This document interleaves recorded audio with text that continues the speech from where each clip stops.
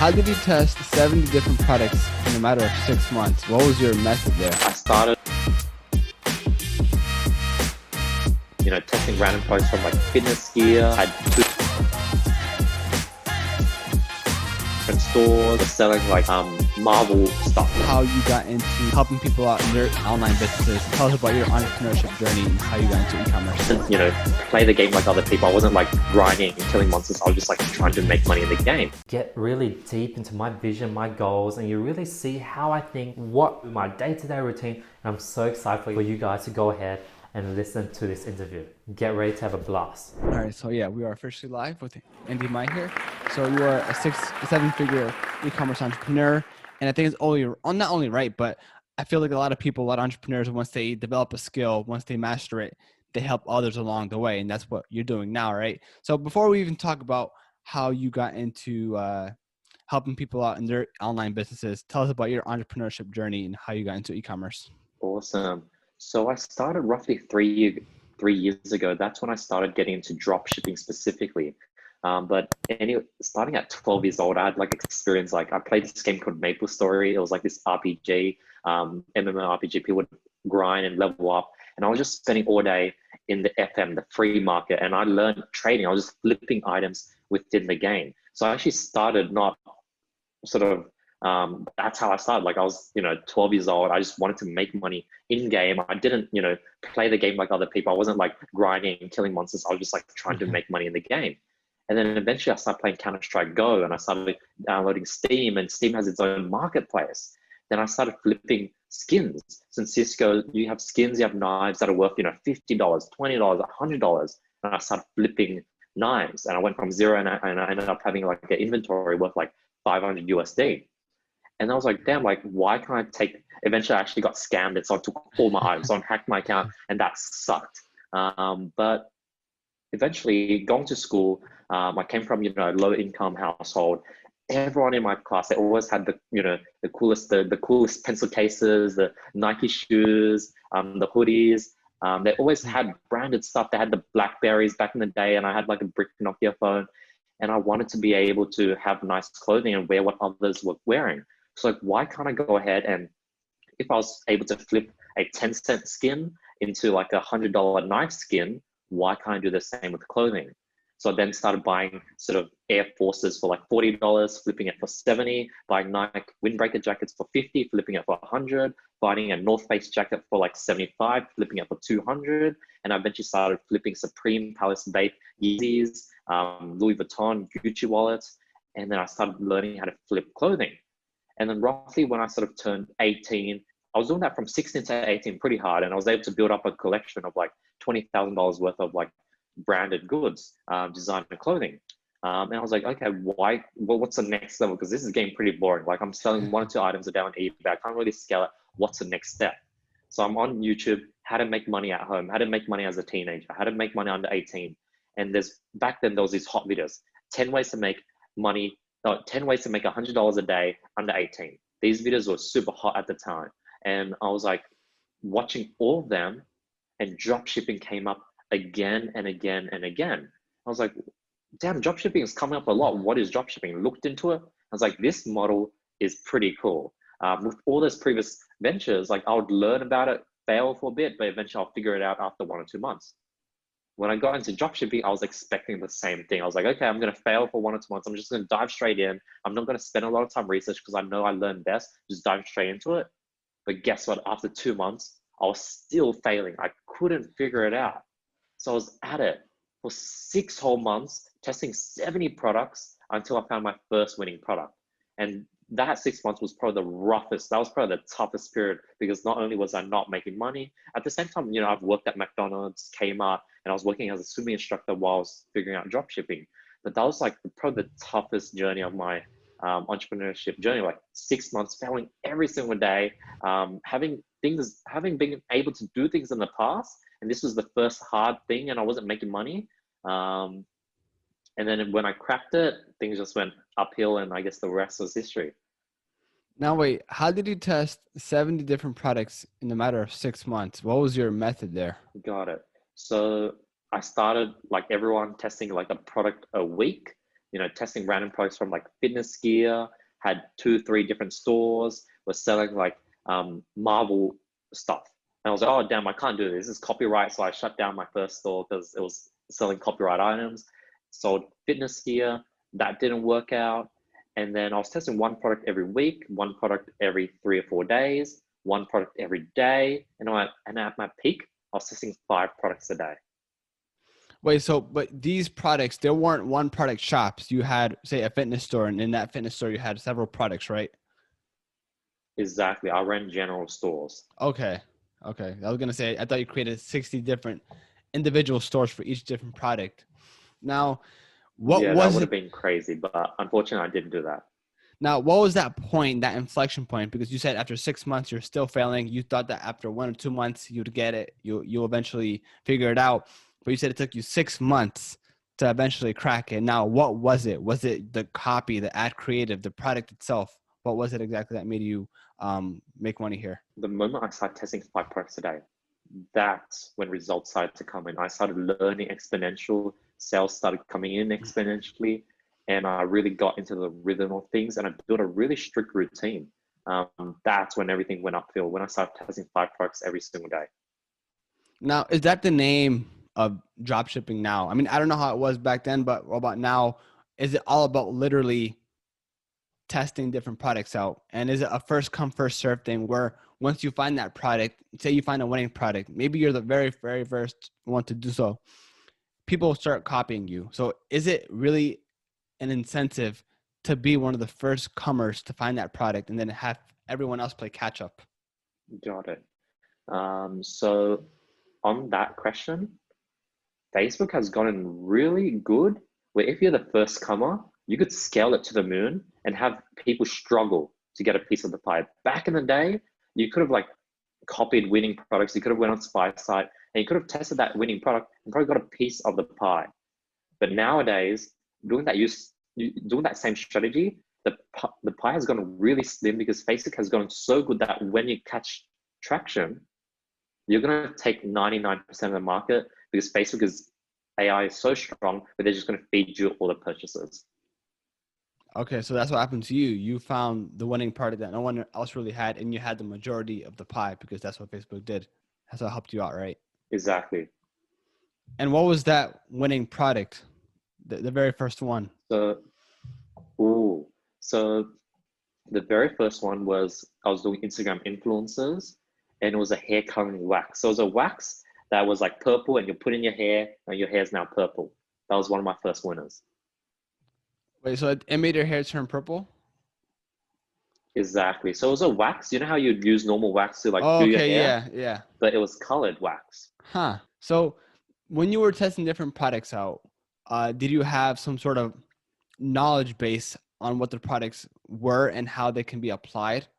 Or did you kind of did R&D and everything that you can find and see if there's a market for it? So my formula at the time was I was testing new products I'd find on the newsfeed. So I was actually doing the piece of the pie method where I was looking for products that are currently working on my Facebook newsfeed. The rule was it had to have like roughly around at least 100,000 views, 5 comments in the last 12 hours. And if that product had 5 comments in the last 12 hours, that was one of the 5 products I was going to test that day. Sheesh. So you were looking for that piece of the pie and not the whole pie. Okay. Exactly. That's how I started. Okay. So now, of course, people say the dynamics of not only e-commerce has changed, but Facebook ads as well. And what you can apply back then can't really be applied right now. So how have things changed since that 6-month crack of you figuring it out? How have things changed nowadays? So when it comes to Facebook ads, the biggest thing that has changed is the narrow. Back then, you would want to go narrow, you would want to flex target, but nowadays it's complete opposite. You want to go as broad as possible. Now, when it comes to finding winning products, what I now do and what I teach my students to do is now we look for untapped winners. We're always looking to test new products every single day. We don't go as hard as 5 products a day. Our goal is just to test 1 product per day, and we want to look for new untapped winners rather than sort of try to build a 1 product store and sort of test an old saturated winner and fingers crossed it works. Mm-hmm. And if it doesn't, launch a whole new store. We just start with the general store. We can test one new product every day. So are you saying that, say you went back to your 60 products with the knowledge you have now, is it for a fact that it's because it was untapped, or was it because maybe your e-commerce site, your Shopify site wasn't up to par, your ad creative maybe wasn't good, etc.? Or was it just the product itself, you think? So the one that was the winner, like all the winners, was all the product itself.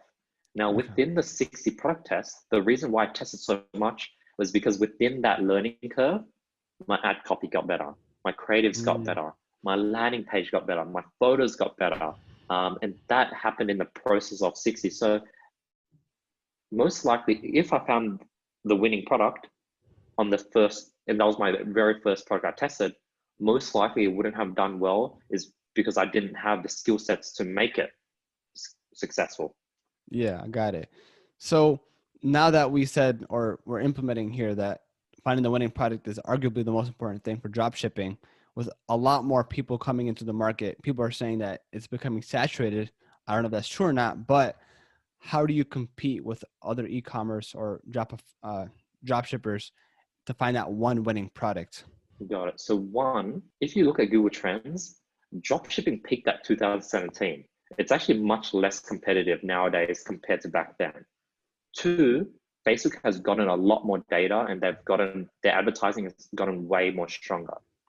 Three, if you go to AliExpress, thousands of new products are being released every single day. So those are the three reasons why now's the best time to get into dropshipping. So thousands of new products, like not the like unique products that we're talking about, right? Not just different colors, different sizes, unique products. Exactly, because AliExpress, like for example, Amazon. AliExpress is most likely bigger than Amazon. It would be pretty like outrageous to think Amazon doesn't release 1,000 new products a day through all their different sort of FBA sort of people like me releasing products. Like Amazon is probably pumping out 1,000 new random products that haven't been on Amazon every single day. So AliExpress is doing at least 10,000 new products every single day. Mm-hmm. And is there a moment, say you think that you found the winning product, is there maybe a metric that indicates that maybe we got something here? We're not going to say after you spend money on Facebook ads, after a day or so, you're going to see a jump or a huge spike in sales. Do you first see a little bump or a trend, some sort of metric that indicates, okay, maybe we have something here. Let's maybe readjust our landing page. Let's put more money into ads and really see if this works. Got it. So to answer the first question, the metric you look at, so our strategy is we launch 6 ad sets, $5 each. We have strategy 1 where we pick 2 interests, and the strategy 2, which we pick 6 different interests. Either one works. Now, if day 1, roughly 4 to 6 of the 6 ad sets has gotten at least 1 purchase, you know you're onto something.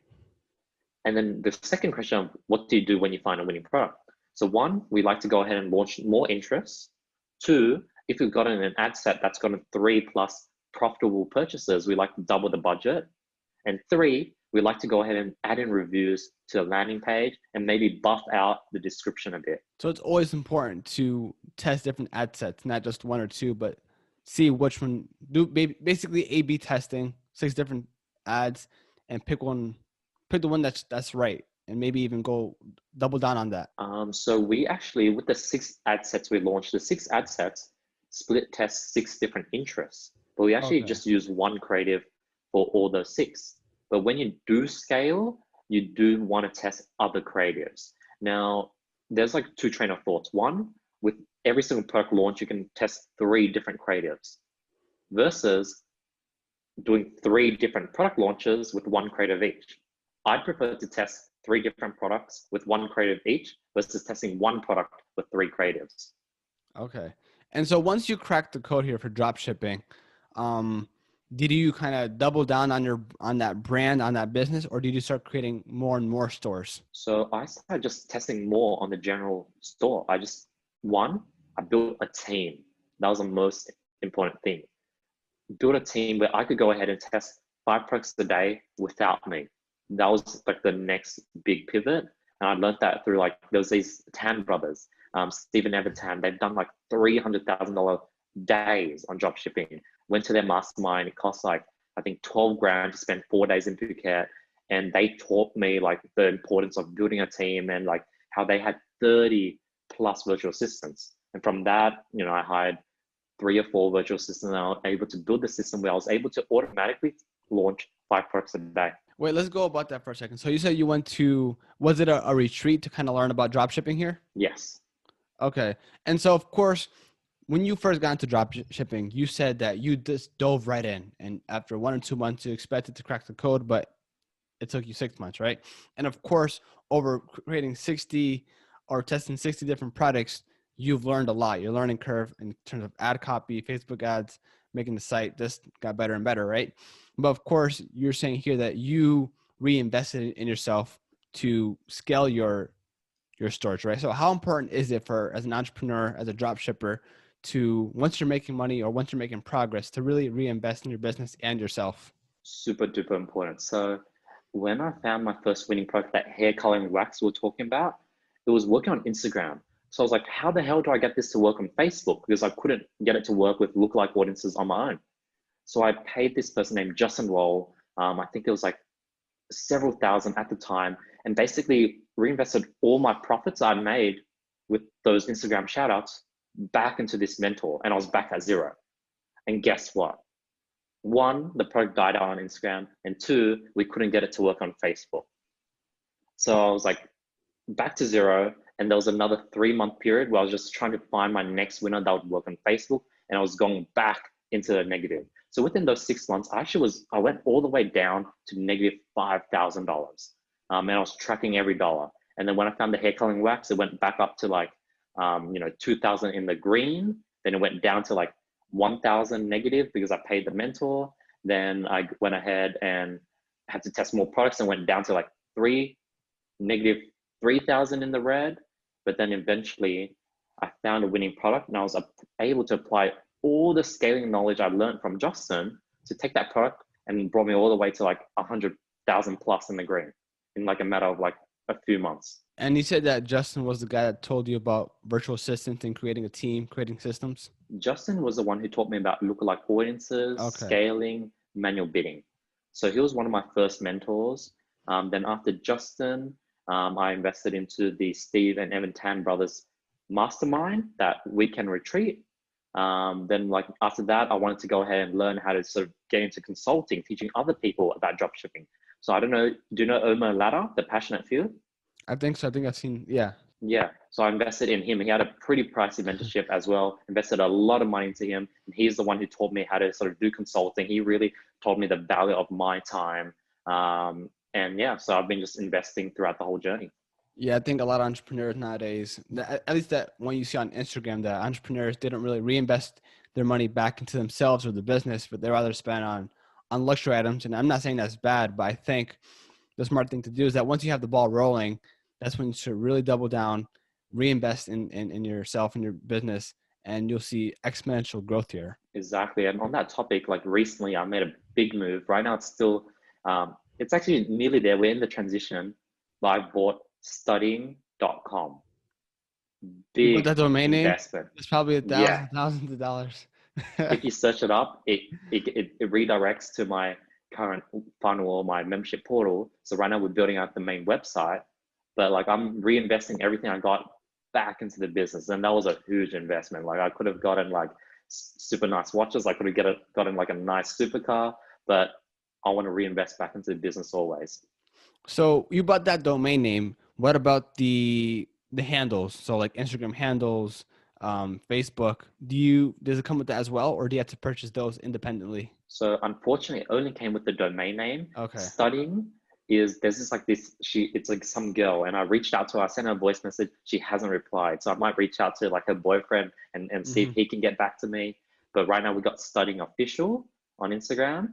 Facebook, I have to lock down a handle on Facebook, but Facebook is starting to become less and less important. People don't really like worry about the Facebook handle. TikTok, I need to look at, I think Studying is already taken on TikTok, but I'll see what I can do there. But yeah. I've heard stories. I forgot which business it was. I think it was on a how I built this podcast, but this guy really wanted a domain name, a specific domain name, and he actually traveled to the guy who owned it, went to that state. I forgot what state it was, but he literally knocked on the guy's door, and the I heard domain this was like somewhere. the domain. I think it was like $30,000, but the And he fact got that it for free, yeah, right? he got it for. Yeah, I know this story. I've heard of it. I I forgot can't what. remember who. Yeah, I Yeah, forgot what business it was, but if you go to those links, then sheesh, that's crazy. Wait, so why studying.com? It's around e-commerce, right? Of course, and drop shipping. exactly. So my goal is not to like help people like do drop shipping. Like my goal is to help 1,000 people around the world. So right now, my goal for the next 2 to 3 years is to create 1,000 success stories from people all over the world. And eventually, I want to scale out of just teaching people drop shipping. I want to be able to teach people Facebook ads, sales, personal branding, YouTube ads. Teach people how to start a clothing brand, bring in other people. Like I want to be able to create a high-end Udemy. And I right now see. we have our own custom developed membership portal that's just getting better every single day with all the data we're collecting. And that's sort of why I made the move to getstudying.com, as well as studying.com is like the last sort of domain available in the education niche. If you go to like study.com, learning.com, education.com, teaching.com, they're all held by companies. So like studying.com was the last domain that was just sat on. And one, it's the last one. And two, I could really sort of be the first one to teach other things than K to 12, math, science, English. Wait, so are you trying to do, say, the entrepreneurship of Udemy or Khan Academy? Exactly. That's And it. the definition of studying has changed in the last 6 months. Like literally a year ago, if you told someone, hey, are you studying? They're like, yeah, I'm at the library right now. I'm at my college campus, or I'm in like a lecture I'm listening. But if you told, hey, are you studying right now? They're like, yeah, I'm at home watching a lecture. And then eventually in 12 months time, 24 months time, studying would mean logging into some online portal, doing some Khan Academy thing, and where there's AI sort of feeding you these sort of courses that you're weak in. And like the definition of studying itself is changing over time. And now this is a completely different business model because, I mean, of course, you can make your courses right through Teachable where they have the whole template for you. But now you're creating all these courses. You want to be under your name, under study.com. And now it's a kind of like a software as a system, different dynamic here. So, and of course, you have to hire developers, different team members. It can get very messy in terms of logistics. Now, what was that moment that you decided to take on this project? Because like your other side hustle when you were on a teen, selling branded goods, shirts and whatnot, you should have got bored of it. Now with drop shipping, it's just something that you are not really enjoying as much before and you wanted to do something else. So dropshipping wasn't as fulfilling as helping people. And two, like I'm not going to be like super altruistic. Dropshipping is not as scalable as building an education company. Okay, so you want to find something that you can really scale here. But for drop shipping, you can't create an actual brand or maybe hit up an actual manufacturer and create systems there more valid. In the last 3 years, I actually took 8 months out of my life to like move to America. I was living in San Francisco for 8 months, interning at this sort of startup, and they sort of made products. They did Kickstarter. They actually made and invented products that were brand new. Like all these drop shippers, they might private label items, get something that is like viral and put the label on it. But like I was working with Vincent and his team, they were making freaking products from scratch. And even him, what he learned is like, what's even better than selling? So the formula after he's tested like 20 different actual products where he would buy them in bulk.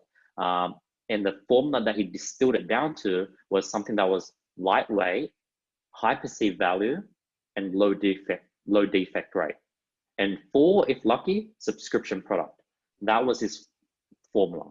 So what that came down to was tiny pocket knives that were high perceived value, very solid, that couldn't break much, and super cheap to ship. But what was even better was a digital product, something that was literally you could print on the internet. So even him, what I learned from that was like, if I really want to like take it to the next step, I'm just going to skip the whole making my own product route, making a clothing brand, make my own good, and just go straight to something that's like digital. because that's what's even better than a physical product. Wait, so you went to work for a startup? So you moved from Sydney to San Francisco? Yeah. Well, what was the position? Did you go there to like just to work or to learn kind of behind the scenes and really work on your business here? So what happened was, at that time, I had my YouTube channel. I was teaching people how to do drop shipping, and Vinny, one of the sort of employees of that company, was watching my YouTube videos. He was learning how to run Facebook ads through my YouTube. He had notes, he had booklets, he screenshot all my videos, and he reached out to me like, hey, we'd love to get you help with musicchess.com. And at the time, I thought it was like, you know, a sales call. I thought I'm going to close him and he can become a student and I'll work one-on-one with him. But then we had a talk. He sort of introduced me to his founder, his boss, talked to his boss named Vincent, and they sort of basically invited me to sort of host me for 10 days in San Francisco and help them out with their music chess business. Flew over, 10 days became 30 days, 30 days became 60 days, 60 days became 8 months. And the reason why I didn't go for longer was I lost my visa. I was sent back to Australia because I wasn't breaking any rules. I was on a tourist visa. I wasn't working. I wasn't getting paid. And every 90 days, I'd fly to Sydney, fly back to reset the 90-day visa. And I would only spend a week in Australia and go back for another 90 days in America. And after doing that 3 times, they're like, dude, like you're spending more time in America than Australia. You can't do this. And they took away my visa. And that's why the 8 months got cut. I know you like to help people here, but what was your incentive of literally staying there for months and months without getting paid? Learning. Education. Learning, education. I learned about mindset. I learned about burnouts. I learned about how to have a team, how to have people in-house, how to like treat interns, which was me, myself, how to build products from scratch, how to film product videos, how to pack out items, how to print out like, 50 labels a day. I learned all that in that 8-month period. And I had fun as well. So you said there's 2 kind of systems here. Either one product was, you said light, durable, sturdy. I forgot what the other one was, but then the system B was the digital product. And so you kind of, I feel that you could have gone to system A and created your own product from scratch. But I think, creating a digital product, an educational site seemed a lot more viable in your opinion, right? Exactly. Like if Vincent, after 10 years of launching products, he started with like halo belts, these sort of massive belts that bicycle people would, do around their like things so they wouldn't get hit. And it'll be this massive tube packaging. And then like it got distilled all the way down to a little product. And now he wants to get into digital products. If he sort of spent 10 years to learn that process, I would be stupid to go ahead and launch a product and go through his 10. I just jumped straight. I was like, okay, that's what you learn in 10 years. Thank you. And I'm going to jump straight and I'm going to take what you learned and apply it. And I'm going to go straight to the digital product. Because digital product is cool. And I was watching this YouTube video of like Shenzhen in China, and a lot of startups are going there because, if you're a startup in the US or in Europe, wherever, it can take you a long time in terms of the manufacturing process for your prototype to come. And of course, if you gotta do a prototype, market it, and then get feedback, and then wait for even more renovations to come to get that feedback loop, right? But if you're in China, if you're in Shenzhen, right next to the factory, right next to the supplier, and they have all these malls with these components, you can create these products almost instantaneously. And I feel that maybe a lot of dropshippers can have that initiative to literally moving out there and working on it. But if you have a digital product, you can work from anywhere in the world. And, information is king nowadays. We're living in the information age. So that's even a lot more viable nowadays. And then just like thinking over why I went to a digital product, I think it's just ambition. Like I want to build $1 billion company. And in order to get there, I can't be taking 1 step at a time.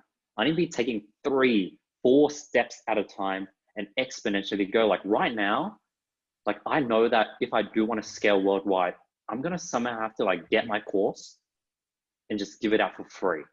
And like basically somehow make money on the back end, but be able to help hundreds of thousands of people all over the world and somehow figure a way to profitably run ads and help people at the same time. And then when I make it free, get other people to start coming onto the platform and doing their own courses and somehow have them be able to sort of release their courses for free, but have it like somehow by them releasing their course on studying.com, maybe they get a lot of leverage following, maybe they can have like a upsell, but basically create free education. Like I know that's the next step. And like even me just saying, I'm like maybe I need to start making my course free. But obviously, I just got the new membership portal. I just got the new domain. I'm going to probably keep it sort of paid for now, make it limited. But hopefully in the next 2 to 3 years time, I could get to that next level. And I'm always trying to just leap to the next level. Every time something gets comfortable, it's on to the next thing. Mm-hmm. So what's your business model here? Because you said you want your company to be a $1 billion company, right? And you think selling courses alone would get you there? No, I think like right now, I actually don't know what's going to get me to the billion, but I know that in order to get there, I need to make sure that this chapter of my life is as short as possible. Like by the age of 25 in the next 4 years, I need to like master this, whatever, all those things I just said. I need to get that done as fast as possible. And when I get to the end of it, like when I get to 24, 25, I'm going to know the next thing that's going to get me there. I can only see 2 to 3 years ahead of time. But what I can do is make sure that my goal of releasing a course and just allowing people to get access to it free worldwide, rather than sort of getting to that goal by 30, I need to get that goal by 25. So all this content is going to be free? That's the end goal. And so you think that the goal here is to build the brand equity, to be so strong, to provide so much value that you eventually have your brand worth a lot of money, right? I mean, Khan Academy, it's a nonprofit organization, and I don't know how much it's worth, but I think it's a really, really, really, it's a huge brand, obviously, and it can probably be worth hundreds of millions of dollars, if not $1 billion, and it's all free content. Imagine if Khan Academy like ran paid traffic, advertised, worked with influencers. It would be like the McDonald's of education. Like imagine if they actually like ran marketing. That's what I want to do. I want to become the Khan Academy with marketing and somehow have some back end to break even on the marketing and take it to the next level and reach more people than Khan Academy could. Now, a lot of entrepreneurs, especially Gary Vee, because I listen to him a lot, and he said you have to be very, very patient. And then Elon Musk, on the other hand, is like, it's good to be patient, but why not do something, try to figure out something right now instead of wait 10 years. Now, what's kind of your stance of being patient and finding solutions as fast as possible? I'm currently going down the Elon Musk route and I'm in pain every day. Like I'm always at my like stress. Like it's like, dude, imagine working out and you're doing bench presses or like bicep curls. Imagine like you're always like, most people say 10 is their limit. Every day I'm like doing 10, 11, 12. So I'm increasing the limit every single day. Someone might stay at 10 for like 1 month and then they go to 11 reps and then they stay at 11 reps for a month. I'm increasing the amount of repetitions every single day and I'm pushing myself to a limit every single day. And it's painful, it's stressful, and I'm in pain every day. And you could see Elon Musk, like he's always like tired. He always has bags under his eyes, and I think he's doing the exact same thing. He's pushing himself to the limit every single day. Now, I'm pretty sure Gary Vee is also pushing his limit as well, probably not as much, but he's taking it more slow and steady, but he's definitely moving very, very fast. I think the patient advice, that's his advice to like everyday people.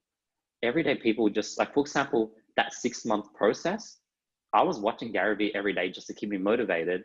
And I was like, I need to be patient. I need to be patient. And patience is what got me through that 6-month period. So that's sort of my perspective on both ends. Now, how do you work faster? Do you kind of have some sort of mechanism that you have a closed feedback loop? Because I feel you can get very comfortable being patient, working 3 months at a time. Be like, you know what, if this doesn't work, I can figure something out. But if you want to work fast, maybe in about 1 month, you kind of have a closed feedback loop where if things aren't progressing down to some sort of metric that you're analyzing or measuring, then it's time to change something. Do you kind of have that in play? So one, on how I move so fast. For example, every week I have 3 hours of team meetings. So I have like 20 employees, like 23 now.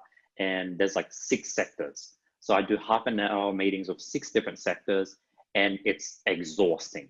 So what I'm going to put in, like, rather than sort of putting in 3 hours a week, I can maybe sort of take 6 hours, build a system where all my managers can handle each one of their meetings, and they could report to me, and I could do one 30-minute meeting with all the managers. So building that system up and figuring that out, that might take me 3 steps back, but I'm going to be then able to take 5 steps forward.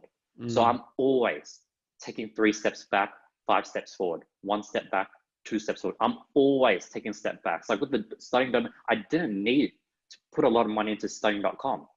I didn't need to give up 8 months of my life and go to America. Like, I was early in the guru space, and I could have made a lot of money because there was no one else in the guru space. I was like one of the few dropshippers teaching on YouTube, but I'm always taking multiple step backs, and that's sort of how I move so fast. Do you, ironically, by taking a step back? No, yeah. I mean, as long as you kind of see that metric, but do you sometimes say, like, every Sunday or every month, you kind of look back at what your progress is and you say, okay, maybe I am progressing here? So every day, I got a daily sort of checklist. This is sort of something I fill out every single day. It's a daily planner. And every day, my goal is to achieve 5 things. And obviously, over time, these 5 things become more difficult, more high sort of mental required tasks. But every day, all I want to do is complete 5 things. And I have this wall map calendar, which I learned from Sam Ovens, where I sort of write what I do every single day the next morning. So this morning, I write what I did yesterday. And my goal is to sort of, my initial goal was try to get each month doing more and more tasks. But I found it becoming more and more impossible, because when I first started, for example, sending some file, exporting and sending it to a team member, that was worth 1 task. But now I don't even do that, because I have a team that does it for me. Mm-hmm. And the 1 task I might do is building out a sort of file management system for my company to use. So like, it's impossible to sort of do the same amount of things I did. But my goal is just to do 5 things every day. And worst comes to worst, every single day, I just need to do 1 thing that just puts me 1 step forward. Yeah, because I kind of struggle in this sense where I try to do 5 things a day as well. But when I think, or when I look back a month or a week about what I did, I was like, okay, the things that I'm doing, is it really moving the needle? Am I working in the business instead of on the business? And that's something that I think a lot of entrepreneurs kind of struggle with, because they can have a daily routine of just having their 5 tasks a day, right? And they can be very comfortable with it. But in the end, maybe they're not moving the needle, and there has to be some sort of metric, some sort of tool that they can use. Of course, you have that sheet that you use to kind of tell if you're progressing or not. And I think that's very important to kind of study yourself in that sense, One more thing to add, big tip that helped me a lot: work days and project days. This is something I would highly recommend you. So I have work days where I go ahead and cram in all my interviews, my student calls, my YouTube videos, and they all go in work days. Project days are completely booked out. Like, I cancel the whole day. And in project days, I work on projects that move the needle. So when I first started, it was like 3 work days, 3 project days, and I took Sundays off. Now I have only 2 work days and 4 project days. And hopefully I can get it down to 1 work day and 6 project days, where every day I just focus on big picture things. Now, these 2 days are really packed. Monday and Wednesdays are really packed, where by the end of it, I'm exhausted, I'm dead, because it's just constant meetings back and forth, constant interviews, constant YouTube videos, and it's constantly outputting high energy for the whole day. And by the end of it, I'm gone. But hopefully I can build systems where I wouldn't have to be filming as many videos. I wouldn't have to be doing as many meetings, and those could be automated, and I could sort of cram it all in 1 day. But project days, that's what I highly recommend. Oh yeah, it's kind of having like your own internal incubator to see what moves the needle or not. Now, going back to your model, it's very, very difficult, I think, because you're the middleman, right? You have the educator, you have the content, and of course you need people to fill in the pipes to create that content, unless you have a team to doing that for you. And of course you need the students. Not only that, but you need to have the web developers to create the whole experience, the whole website. And that's 3 major things that I just kind of stated. what's one thing that you're working on now, and what's the biggest challenge so far? Right now, like recently, I've let me first start by sharing what I've recently, the challenges I took, like overcame. It's been like, dude, it's been a long month, but I'm happy because I've overcome a lot of challenges. One bottleneck was the sales team and sales rep. I wasn't able to sort of get good set, like I recently hired a new sales rep that's doing amazing. Two, getting my own membership portal and like transitioning all the students from. That was like, how the hell do I find a developer? How do I build it up from scratch? How do I transition all the students over? That was something that I had to sort of overcome. And thirdly, how do I build a system where I'm able to go ahead and constantly put more content into the course, as well as keep updating the course portal itself? And like, how do I have that just happen on its own? And that was something I've overcome. So now I'm able to breathe. Now I'm sort of thinking my next move. So I think my current next move that I really want to figure out is team meetings. One, I want to somehow implement daily huddles for all my 20 employees, where sort of managers can maybe have their own daily huddles with their own sectors, and somehow get that 3 hour, get myself out of that 3 hour, and all I have to do is spend maybe a 30-minute to 60-minute per week, rather than 3 hours just talking to the managers, rather than talking to everyone in the team. So that's my next challenge, figuring out this team sort of meeting situation, and how to sort of really get everyone on the same page, and how to efficiently do team meetings and team huddles. Mm-hmm. So do you have a burn through rate? Because I feel this is very capital intensive here. I don't know if you have investors here. Of course, you're probably using your own money, and it can be kind of scary because all that work that you've done building up these businesses with e-commerce and dropshipping, you know, I don't know if you've made profit yet, of course, with this new project, but do you have a burn through rate as of this moment? Got it. So one, what I learned from dropshipping is leveraging virtual assistants. So my 20 employees, majority of them are virtual assistants. So majority of them are on full-time salary, anywhere from 300 USD all the way up to 600 USD. I have someone that I might be paying 1,200 USD a month. So on an average month, I'm probably paying around maybe $5,000 to $10,000 in salary. So it's actually not too much of a burn through rate. And then, I've been saving up cash like crazy over the last 3 years, and I've been able to make big moves such as investing in studying.com. But other than that, I haven't done any big crazy moves. I haven't bought an office. I haven't bought a house. I don't want to get it, like I don't plan to get into real estate. And that's like a whole nother topic. But yeah, I don't really have, besides the 5 to 10K per month in salary, I actually don't have that. That's actually a big burn through rate for most people, but like that's my burn through rate. Oh, wow. So even the web developers itself isn't as expensive. I thought it was going to be tens of Exactly. thousands of dollars. It took me a long time to find my developer. Went through so many applications, but you can find a good developer anywhere from like 500 to 1,000 USD a month from India, Philippines, Mexico. Those would be the countries I recommend people look into. So in such a massive project here, I mean, is it fair to say that you're going to complete everything, then launch it, or you're going to have some sort of beta program to really test it out? Maybe have that lean startup thing, because of course you have a fantastic idea. You're very enthusiastic about it, but the market is the market. And do you have a way to test all this out before you build the whole thing entirely and for it to potentially flop? So do you kind of have that lean startup method to see if it's really going to work? So one, I've actually already launched the portal. Well, it's in beta phase. So we actually went ahead and transitioned like 160 students over to the new portal. Probably like 20 to 50 students are actively using the new portal. And guess what? It was bad. There was bugs left and right. But guess what? By launching it, I was like, there was a fire lit under my ass to get all the bugs fixed as soon as possible. I was like, I was talking to my developer, I was talking to the team, and we're trying to get everything done. Every time there's a bug, we try to fix it as soon as possible. And I don't think I could get this speed if I try to perfect it first and then launch it. And I most likely wouldn't be able to catch all the bugs. Oh, for sure. I think it's good to have that in that sense. So do you feel any burnout whatsoever as an entrepreneur? Like do you have a way to escape maybe for a moment or two of what you're doing here and kind of regenerate? So the answer is yes. I get burnt out all the freaking time.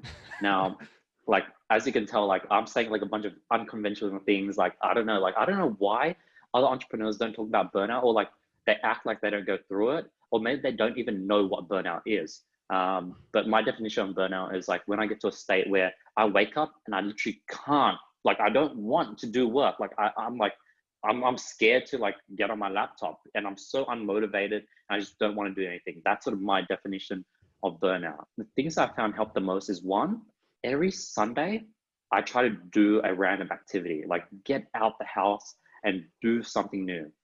Two, this is something I need to get better at and I've struggled to, but every 3 months, you need to go on a holiday. You need to get out of your town. You need to get out of your environment, get out of your sort of home, your office, and sort of get into a new environment. And three, routine. At my peak, I was waking up at 7:30 every single day, no matter what. And then as things started working, I would wake up at 7:30 most of the time. And then some days I'd sleep in if I had a late night. And maybe I'll have like at most I'd have like 3 to 4 days of consistent wake up times. And that was like the most I would have. Back then I went through like 90 days. And then for some reason, when I broke it and I was never able to get another run. So recently, in the last sort of 3 weeks now, 2 weeks, 2 to 3 weeks, I've been back in routine for 2 to 3 whole weeks. And things have been getting really good. Like I'm starting to get motivated. Routine is starting to come in and things are starting to happen. But like, let me tell you, the first week and a half was tough. Like waking up at 7:30 when I slept at like 1 a.m.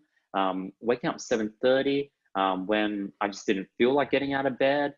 Maybe like one day I just had something that was like a tough night and it was just a shitty day and I wanted to sleep in tomorrow to recover, but I forced myself to wake up at 7:30. After that week and a half, it was easy. So I think it's still going to be tough for at least 30 days, but if you can wake up at the same time for 30 days, you're going to get a pretty solid 90-day run. And then at the end of the 90-day run, you're most likely going to get burnt out where you're so on autopilot where you're getting shit done every single day, but you just hate life.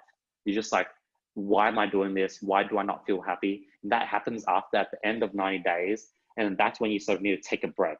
So like what I'm saying is I'm so self-aware. I'm trying to observe what happens, like how I get into burnout, how do I get out of burnout? And like all those things come with experience and just having gone through it.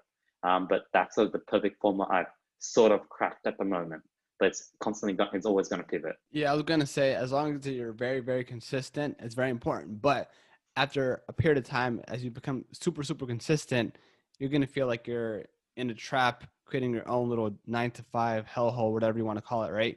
And I don't know, you can just start to feel jittery and whatnot. And of course, you have to break that habit or add a new element to the mix. You know, like you said, take a holiday after 3 months or change your routine or some sort. I feel like entrepreneurship nowadays is kind of like a sport, and you really need to treat yourself right to work optimally. Yeah, it's crazy. Like you literally just like said what I like figured out. Like you totally understand. You understand the power of routine. You understand as well that at the end of that routine, you start digging yourself this sort of 9-to-5 hellhole. So you totally understand what I'm saying. I guess, do you have any tips or like what pivots would you add to that routine? Man, I don't know, man. I just literally changed study spots, and that's what it was. And like I said, the 5 tasks I had were the same 5 tasks I had every day.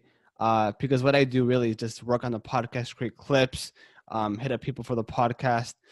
And I realized, I asked myself, I didn't know what my actual why was and what was moving the needle. And that's what really frustrated me, because I was working every day on this, and I didn't know what was moving the needle.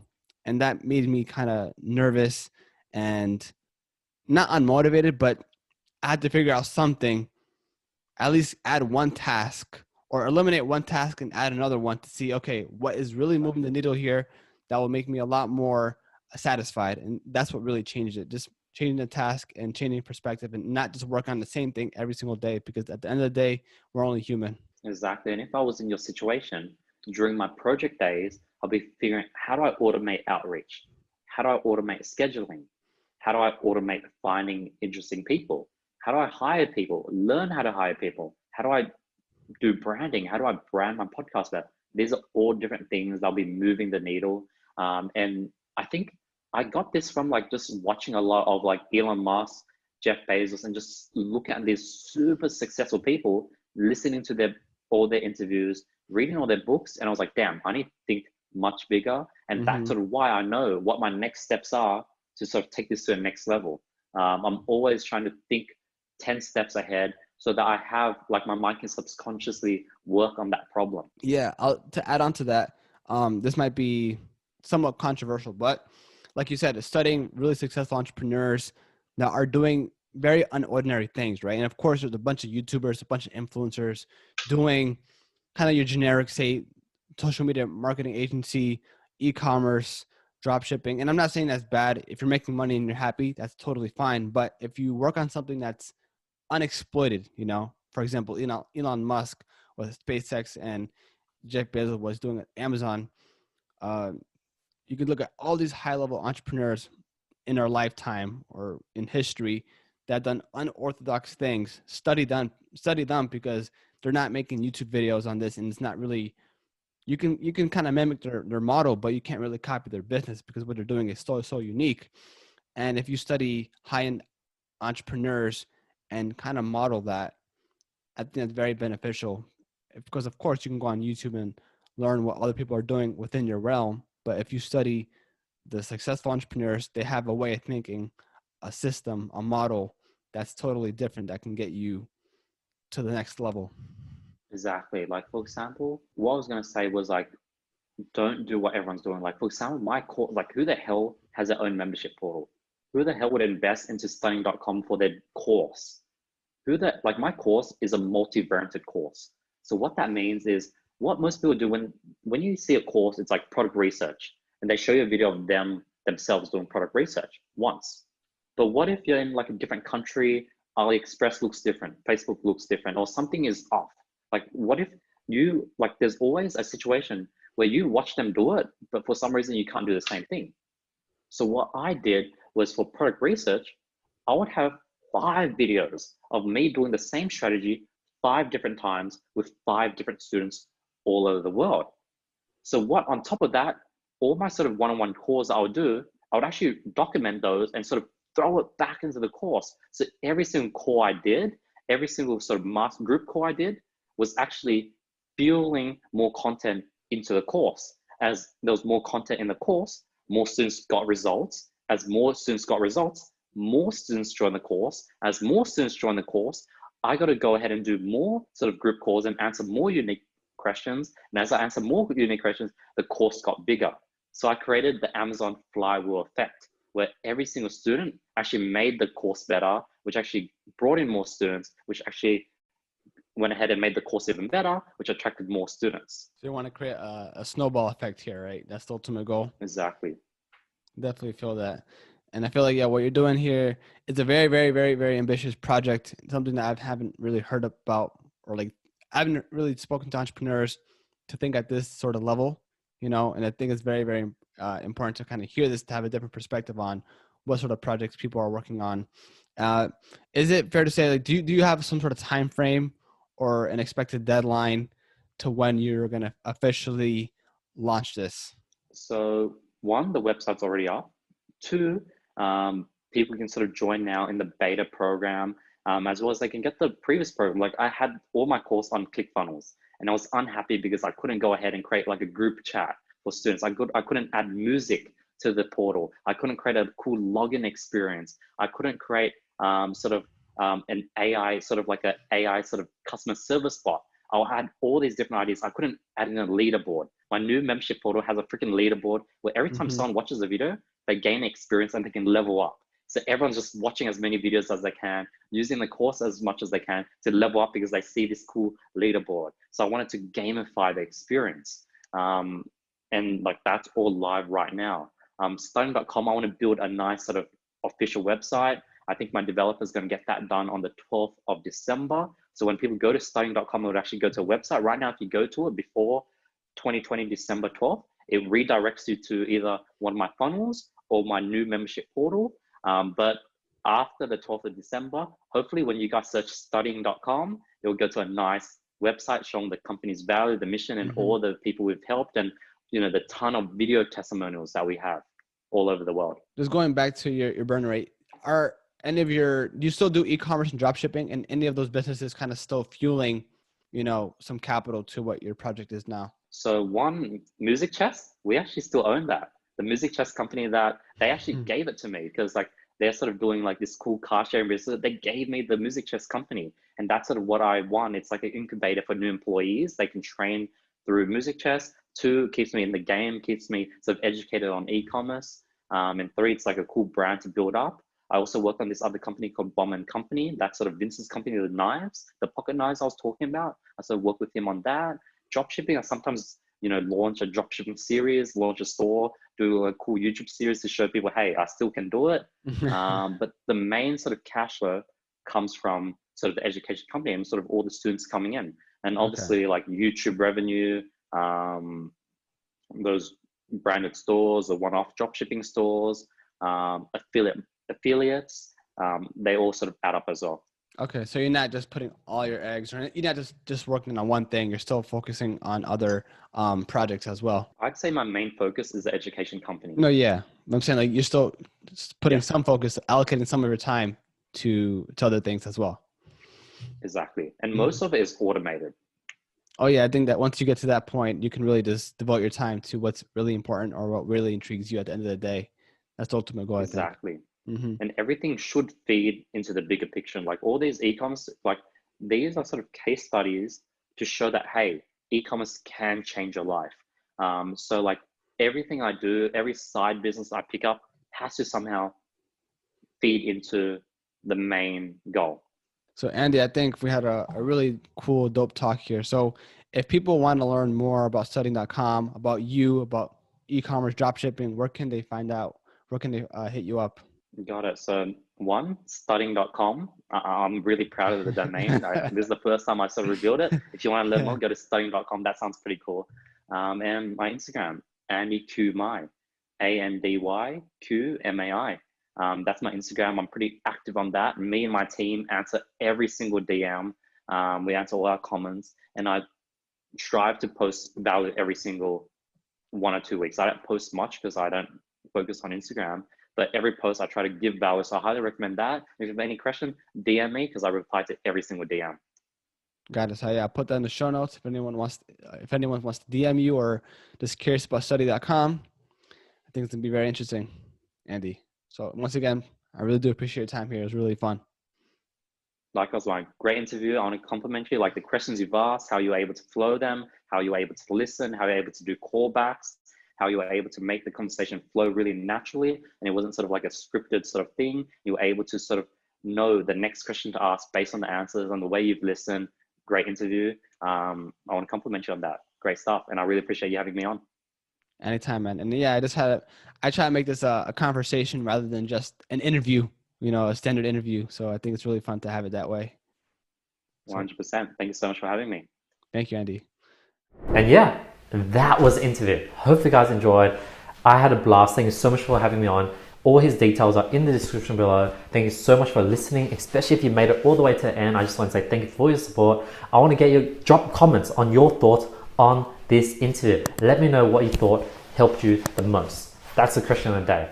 Other than that, let's go ahead and announce last video's winners for $1,000 worth of courses or consulting courses with me. The winners here. If you guys want to qualify, all to do is drop a comment below, follow me on Instagram, hit the subscribe button, hit the notification bell, and be picking the best comment every single video. Other than that, thank you so much for watching. I really appreciate your support as always. I'll see you guys tomorrow with nothing but more value. Peace.